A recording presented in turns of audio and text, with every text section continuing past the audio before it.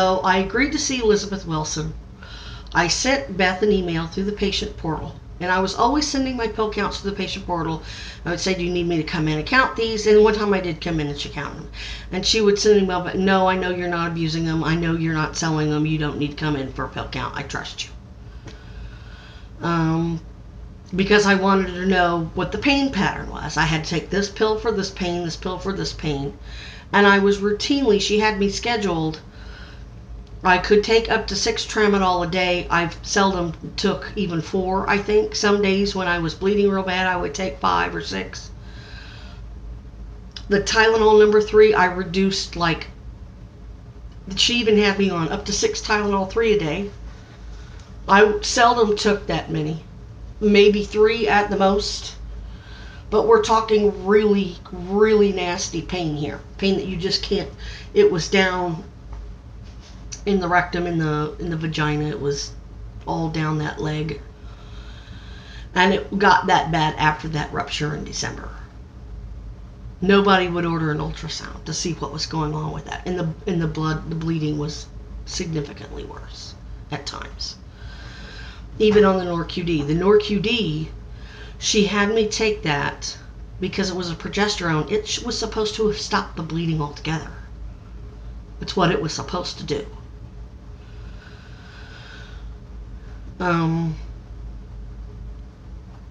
Where am I at here?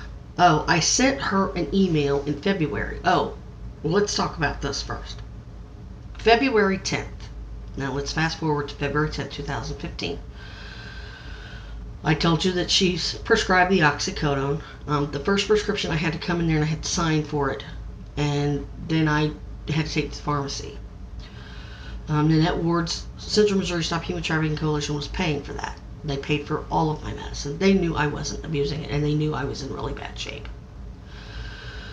What I didn't know was that she was trying to get herself affiliated with the university for all those connections, and she wasn't interested in taking care of trafficking victims and letting us live free lives. She was trying to enslave us to these doctors under psych so that nobody would listen to a word we had to say. Gave themselves alibis for their frauds and their evidence tampering and all that. And their Social Security benefits fraud. So Beth either emailed me or called me and said, do you need a refill? She had just refilled it, I think. No, she had only filled one prescription for 30 pills.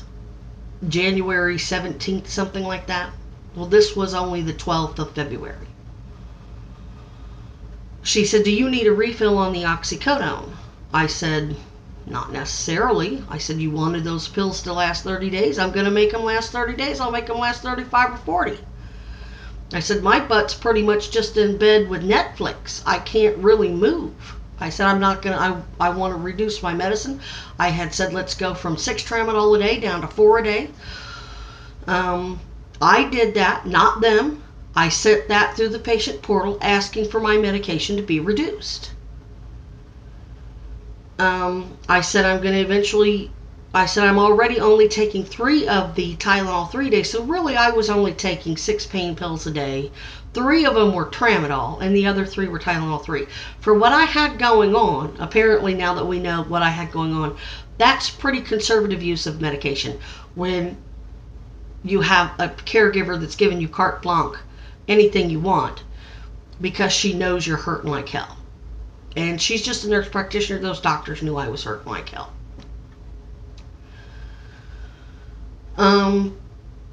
She called me and she said, well, I can just drop it off at the, I said, not necessarily. She says, well, I'm going out of town for 10 days. I won't be back until the 23rd.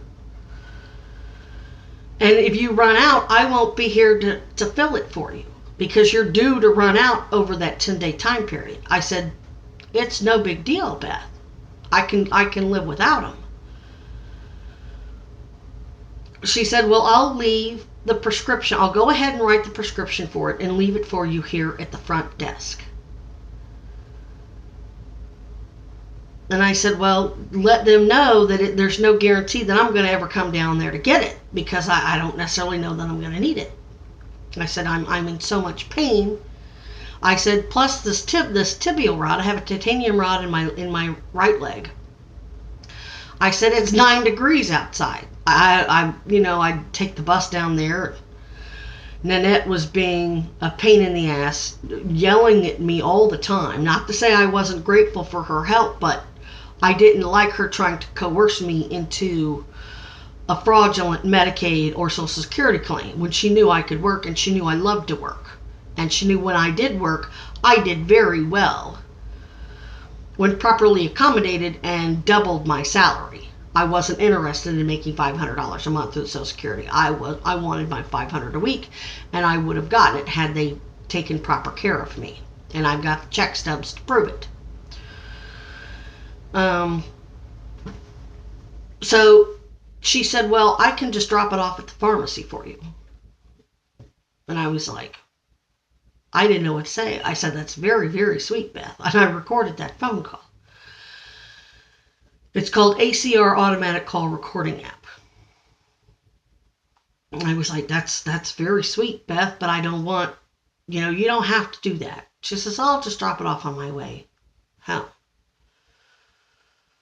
And I'm like, and I finally figured out that was a gesture. That was a really serious gesture for, an invitation for a relationship. And I didn't look like this. I'm talking 50 pounds ago, before I spent a year being septic, escalating septicemia. I had short hair. I was, very cute, very dynamic, very good color. Typical, Good Will Hunting, female version of Good Will Hunting. I said, that's very sweet. I said, I don't know when I'm going to go pick it up. I was, I really didn't know how to thank her. My first concern was to not let her do it, because I had a feeling somebody was going to throw it up in my face and make it look like I was just, she was being negligent and over prescribing and inappropriate, and then that would negate the seriousness of my condition when they had already been falsifying the records to hide the seriousness of my condition and not telling me what was really going on. So I had all this going through my head, and I'm like, I reluctantly let her do it. She dropped it off on February 12th, and there's a pharmacy record on the bottle. I still have the bottle. It says date written February 12th. I didn't fill it till she got back into town on February 23rd. I needed to see her for something. I don't remember what it was. Or no, I called her. The bleeding had started again or something to that effect. And I said, I'm just now going and filling that. FYI. And I sent that through the patient portal. I'm just now going and filling this prescription. I never filled it while you were gone. So that right there proves that I wasn't some drug seeker just looking to exploit her, the clinic, her good nature, or whatever. But it's also a very big, significant proof that she was interested in a personal relationship with me. That's why they're not turning over the emails from the patient portal, because they're giving this false information that I was trying to seduce Beth for drugs, and it didn't help that Homeland Security, when Homeland Security found out about that, my friend who I grew up with, her name's Darla Munoz, she's like a religious zealot and really believes that gay people are satanic. So she has a gay provider and a gay friend who's a rape victim, so she must be manipulative and oversexed, seducing a doctor for drugs, and that totally just threw the whole medical community off, because apparently Beth got in trouble for that.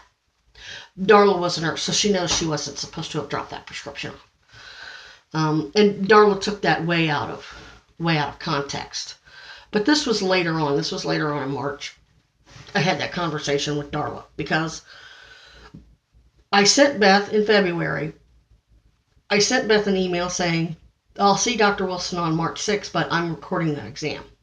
If you have any problems with that, you tell Rebecca, you tell your administration, they can put it in writing, send it through the patient portal, and I'll submit it to my legal counsel, and I just won't go to the exam. Because if she has a problem being recorded, then I'm not trusting her too much. I'll stop here.